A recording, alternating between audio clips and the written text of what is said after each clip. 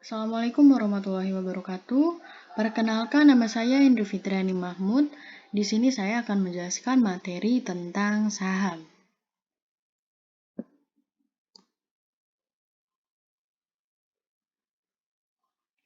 Yang pertama ada tujuan instruksional khusus. Setelah membaca dan mempelajari bab ini, diharapkan para mahasiswa atau mahasiswi mampu memahami dengan baik tentang definisi dan jenis dividen serta pembayarannya, menghitung rate of return pada preference stock dan common stock. Apa yang menentukan saham naik dan turun, menghitung keuntungan yang diharapkan dan nilai buku per lembar saham, menghitung EPS, PER, ROI, dan ROE. Zero Growth Model dan Signaling Teori serta Gordon Growth Model mampu menjawab soal-soal yang diberikan secara baik dan benar.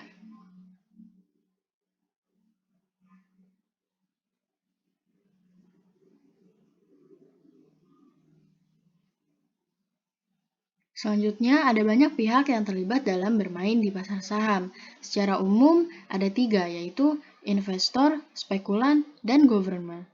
Ketiga pihak yang terlibat ini sama-sama memiliki tujuan dan kepentingannya masing-masing.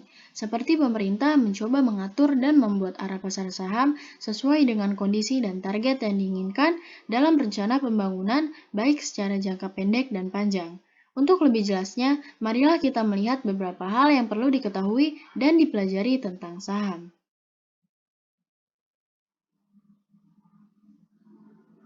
Berikutnya ada pengertian saham. Saham adalah tanda bukti penyertaan kepemilikan modal atau dana pada suatu perusahaan. Kertas yang tercantum dengan jelas nilai nominal, nama perusahaan dan diikuti dengan hak dan kewajiban yang dijelaskan kepada setiap pemegangnya. Yang ketiga, persediaan yang siap untuk dijual. Dalam pasar modal, ada dua jenis saham yang paling umum dikenal oleh publik, yaitu saham biasa atau common stock dan saham istimewa preference stock. Common stock atau saham biasa adalah suatu surat berharga yang dijual oleh suatu perusahaan yang menjelaskan nilai nominal, yaitu rupiah, dolar, yen, dan sebagainya, di mana pemegangnya diberi hak untuk mengikuti RUPS atau Rapat Umum Pemegang Saham dan RUPSLB atau Rapat Umum Pemegang Saham Luar Biasa, serta berhak untuk menentukan membeli right issue atau penjualan saham terbatas atau tidak, yang selanjutnya di akhir tahun akan memperoleh keuntungan dalam bentuk dividen. Yang kedua ada preferred stock atau saham istimewa, adalah suatu surat berharga yang dijual oleh suatu perusahaan yang menjelaskan nilai nominal, yaitu rupiah, dolar, yen, dan sebagainya, di mana pemegangnya akan memperoleh pendapatan tetap dalam bentuk dividen yang akan diterima setiap kuartal atau 3 bulanan. Macam dari saham preferen ini diantaranya adalah saham preferen yang dapat dikonversikan ke saham biasa atau convertible preferred stock, saham preferen yang dapat ditebus atau callable preferred stock, saham preferen dengan tingkat dividen yang mengambang atau floating atau adjustable rate preferred stock.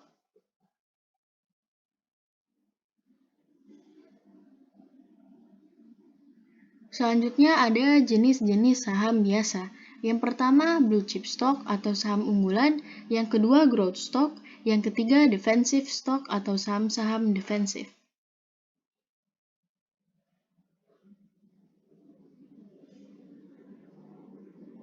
Yang keempat ada cyclical stock, yang kelima seasonal stock, yang keenam speculative stock.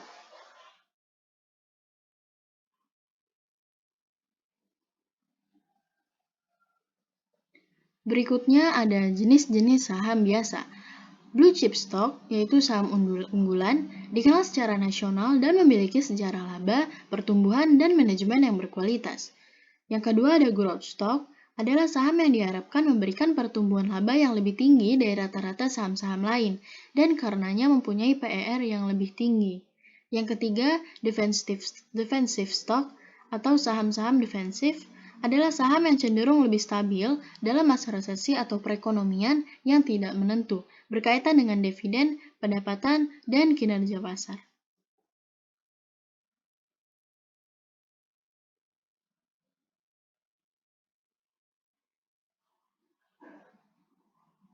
Yang keempat ada cyclical stock, adalah sekuritas yang cenderung naik nilainya secara cepat saat ekonomi semarak dan jatuh juga secara cepat saat ekonomi lesu. Yang kelima ada seasonal stock, adalah perusahaan yang penjualannya bervariasi karena dampak musiman. Misalnya, karena cuaca dan liburan. Sebagai contoh, pabrik mainan memiliki penjualan musiman yang khusus pada saat musim Natal.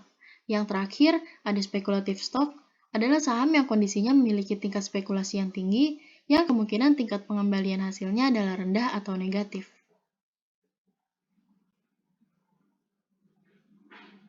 Salah satu keuntungan memiliki saham adalah memperoleh dividen.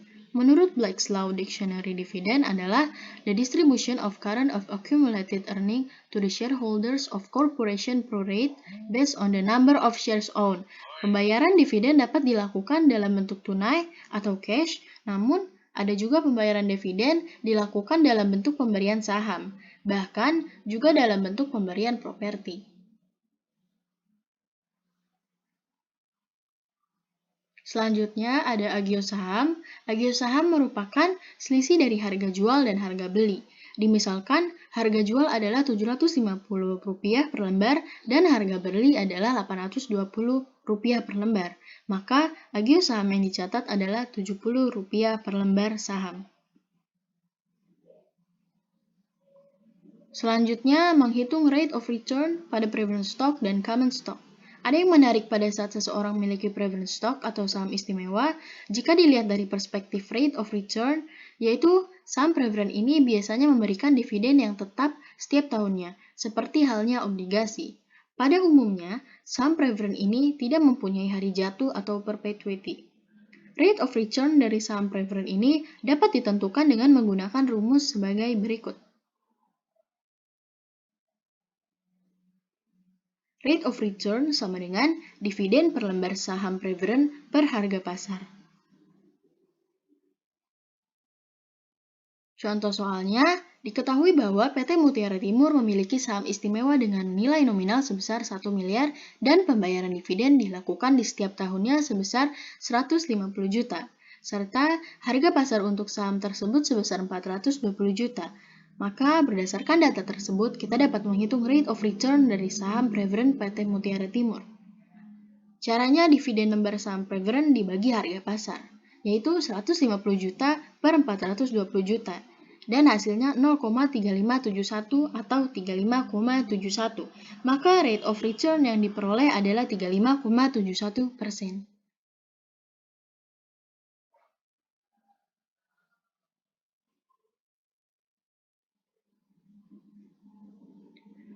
Keuntungan memiliki saham, bagi pihak yang memiliki saham akan memperoleh beberapa keuntungan sebagai bentuk kewajiban yang harus diterima, yaitu memperoleh dividen yang akan diberikan pada setiap akhir tahun, memperoleh capital gain, yaitu keuntungan pada saat saham yang dimiliki tersebut dijual kembali pada harga yang lebih mahal, memiliki hak suara bagi pemegang saham jenis common stock atau saham biasa seperti pada RUPS dan RUPSLB.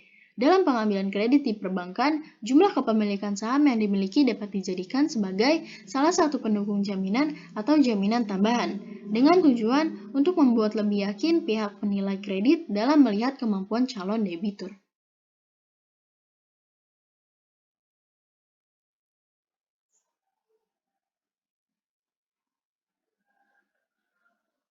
Adapun bentuk rumus dan capital gain atau CG adalah PIT dikurang P, IT dikurang 1 per PIT dikurang 1. Dengan keterangan CG itu capital gain, PIT itu harga saham akhir periode, PIT dikurang 1 harga saham akhir periode sebelumnya.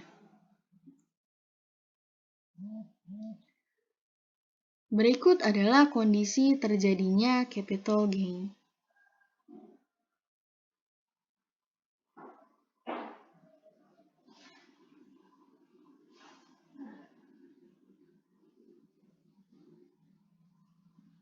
Selanjutnya, pelaku pasar saham. Adapun para pelaku di pasar saham di samping perusahaan yang bersangkutan juga turut melibatkan pihak lainnya, yaitu emiten, yaitu perusahaan yang terlibat dalam menjual sahamnya di pasar modal. Yang kedua, underwriter atau penjaminan, yaitu yang menjamin perusahaan tersebut dalam menjual sahamnya di pasar modal. Yang ketiga, broker atau pialang, Adapun pengertian broker, R.J. Schock menjelaskan, broker adalah perantara antara pembeli dengan penjual sekuritas.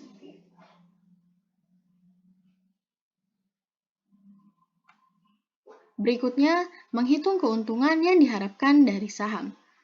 Adapun rumus untuk menghitung keuntungan yang diharapkan dari saham adalah R sama dengan D1 per P0 ditambah P1 dikurang P0 per P0.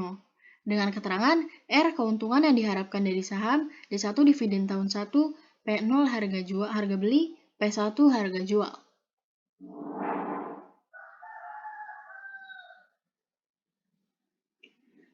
Contoh soalnya, manajer keuangan PT Bala Putra Dewa melakukan analisis keuangan pada perusahaannya bahwa dividen tahun 1 yang diperoleh sebesar 5.000, adapun harga beli dan harga jual masing-masing adalah sebesar 250 dan 270. Maka, kita dapat menghitung keuntungan yang diharapkan dari saham tersebut adalah dengan cara yang sebelumnya, yaitu 5.000 per 250 ditambah 270 dikurang 250 per 250. Hasilnya 20,80. Sehingga kita memperoleh hasil untuk keuntungan yang diharapkan dari saham tersebut adalah 20,80 rupiah. Selanjutnya, menghitung nilai buku per lembar saham. Adapun rumus untuk menghitung nilai buku per lembar saham yaitu NBP sama dengan TE per JSB. Dengan keterangan NBP nilai buku per lembar saham, TE total ekuitas, JSB jumlah saham yang beredar. Contoh soalnya yaitu diketahui bahwa nilai total ekuitas PT Murti Abadi adalah 4 miliar rupiah dan jumlah saham yang beredar sebanyak 15 lot. Maka nilai buku per lembarnya adalah 4 miliar per 7.500. Hasilnya 533,333,3333. Maka nilai buku per lembarnya adalah 533,333,3333. Dengan catatan, satu lot adalah 500 lembar saham.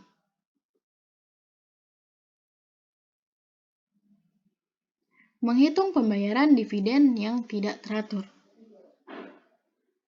Dalam kondisi tertentu, perusahaan kadangkala melakukan pembayaran dividen yang teratur setiap waktunya. Dan itu terjadi bukan disengaja, namun tentunya didasarkan dengan berbagai alasan. Adapun rumus menghitung pembayaran dividen yang tidak teratur adalah sebagai berikut. P0 sama dengan D per 1 plus K pangkat 1 ditambah D plus D per 1 plus K pangkat 2 dan seterusnya.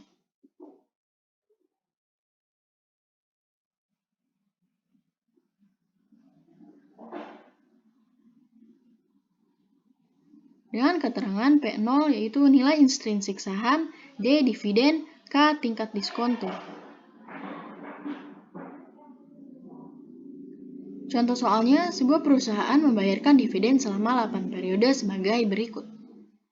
Dan misalkan tingkat diskontonya adalah konstan yaitu 5% setiap periodenya, maka kita dapat menghitung nilai intrinsik saham tersebut berdasarkan rumus di atas. Dan bisa kita dapat P0-nya sama dengan 176,86000468. Maka nilai intrinsik saham per lembarnya adalah 176,86000468. Berikutnya, earning per share atau EPS. Earning per share atau pendapatan per lembar saham adalah bentuk pemberian keuntungan yang diberikan kepada para pemegang saham dari setiap lembar saham yang dimiliki. Adapun rumus saham yang dimiliki yaitu EPS sama dengan EAT per JSB dengan keterangan EPS earning per share, EAT earning after tax atau pendapatan setelah pajak, JSB jumlah saham yang dimiliki. Contoh soal yang pertama, PT Maharani Utama mencatatkan pada tahun 2007 memperoleh earnings after tax sebesar 2 miliar dan 200.000 rata-rata tertimbang saham biasa yang beredar. Maka, berdasarkan rumus di atas, kita dapat menghitung EPS sebagai berikut. EPS sama dengan 2 miliar per 200.000. EPS sama dengan 1.000, maka EPS PT Maharani Utama adalah 1.000 per lembar saham.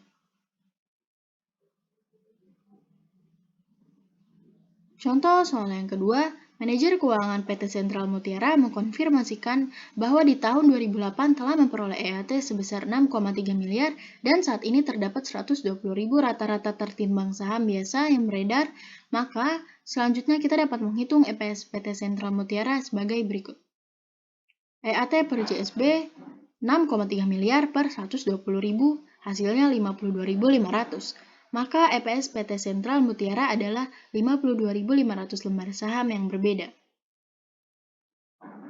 Selanjutnya, Price Earnings Ratio atau PER. Bagi para investor, semakin tinggi Price Earning Ratio, maka pertumbuhan laba yang diharapkan juga akan mengalami kenaikan. Dengan begitu, Price Earnings Ratio atau rasio harga terhadap laba adalah perbandingan antara market price per share atau harga pasar per saham dengan earnings per share atau laba per lembar saham. Adapun rumus Price Earning Ratio adalah PER per MPS per EPS. Dengan keterangan PER Price Earnings Ratio, MPS Market Price per Share, EPS Earnings per Share. Contoh soal yaitu, PT Lampung Pasifik menginginkan pada saat melakukan go publik memperoleh harga pasar per lembar sahamnya adalah 120.000 dan mengharapkan laba per lembar sahamnya adalah sebesar 315. Maka berdasarkan rumus di atas kita dapat menghitung price earnings ratio-nya adalah sebagai berikut. 12.000 per 315. PER-nya sama dengan 38. Menghitung return of investment atau ROI. Return on investment atau ROI atau pengembalian investasi, bahwa di beberapa referensi lainnya, ras ini juga ditulis dengan return on total assets atau ROA. ROA ini melihat sejauh mana investasi yang telah ditanamkan mampu memberikan pengembalian keuntungan sesuai yang diharapkan. Rumusnya earnings after tax per total assets. Dengan keterangan earning after tax itu laba setelah pajak, total aset, total aktiva. Contohnya, berdasarkan data pada neraca dan laporan laba rugi PT Jayabaya Utara, terlihat bahwa EAT perusahaan adalah berjumlah 720 dan total assets adalah 8.000. Maka, kita dapat menghitung return on investment perusahaan tersebut sebagai berikut. 720 per 8.000, ROI-nya sama dengan 0,09. Maka, return on investment dari PT Jayabaya Utara adalah 0,09. Menghitung return on equity. Return on equity disebut juga laba atas equity. Di beberapa referensi disebut juga dengan ratio total assets turnover atau perputaran pusat assets. Earning after tax per shareholders equity. Dengan keterangan EAT sama dengan laba setelah pajak, shareholders equity adalah modal sendiri.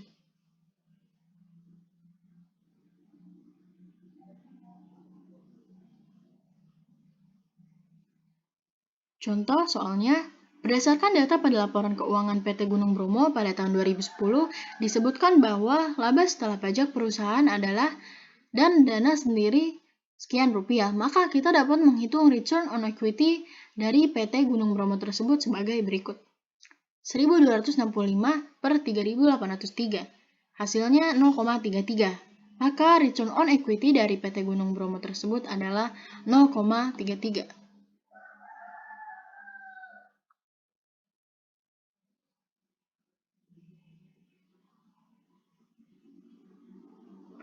Selanjutnya ada Zero Growth Model dan Signaling Theory.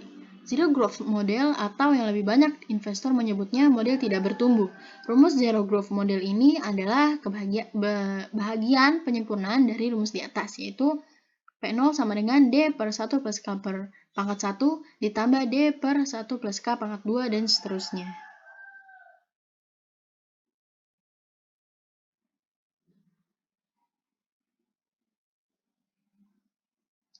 Dengan keterangan PO sama dengan nilai dari saham biasa, D1 revenue dividen dalam 1 tahun, R rate of return yang diinginkan, G growth yang ditaksir adalah selalu konstan. Contoh soalnya, manajer keuangan PT Cahaya Sakti Mandala mengumumkan penerimaan dividen tahun 2008 sebesar 8 miliar. Adapun rate of return yang diinginkan adalah 20% dan pertumbuhan ditaksir 19,5%. Maka kita dapat menghitung nilai dari saham biasa tersebut adalah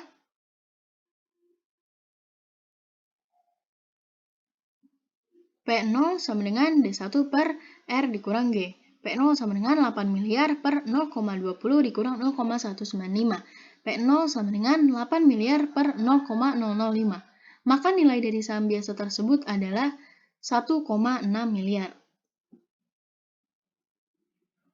Selanjutnya, stock splits dan perhitungannya. Stock splits adalah peningkatan jumlah saham beredar dengan mengurangi nilai nominal saham. Misalnya, nilai nominal satu saham dibagi menjadi dua, sehingga terdapat dua saham yang masing-masing memiliki nilai nominal setengah dari nominal awal, atau Van Horn dan Wedgwood.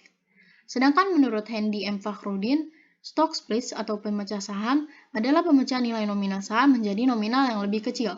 Misalnya, dari nilai nominal 1000 per saham menjadi 500 per saham atau dari 500 per saham menjadi 100 per saham. Untuk memahami lebih dalam, dapat kita lihat contoh di bawah ini. Sebelum ada stock splits, saham biasa nominalnya yaitu 2.500 dan 5.000 lembar, yaitu 12.500.000. Agio saham atau capital surplus 5.200.000. Laba ditahan 18.400.000. Jumlah modal sendiri 36.100.000.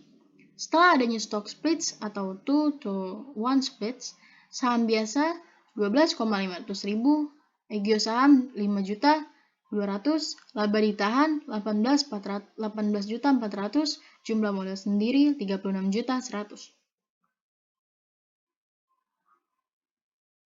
Pada gambar di atas ini terlihat bahwa harga saham yang berada di harga 1.000 per lembar kemudian terus mengalami peningkatan hingga berada pada 3.000. Kondisi ini menyebabkan pihak perusahaan berkeinginan atau termotivasi untuk melakukan stock splits atau pemecah saham.